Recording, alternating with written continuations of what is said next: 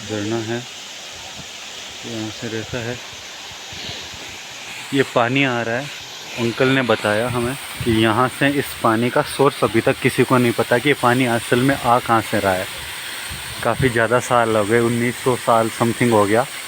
इस पानी का सोर्स किसी को नहीं पता। इसको पवित्र माना जाता है। यहाँ पे मंदिर भी है एक, एंड बाबा बुडनगिरी जो व्यू पॉइंट है उससे सिर्फ 20 या 25 मीटर दूर ये वाटरफॉल है, जो काफ़ी डेप्थ यहाँ पे है। आप देख सकते हैं मामला। ओनली 5 रुपीज़ पर पर्सन इसका चार्जेज है, तो मस्ट विजिट है। Okay bye.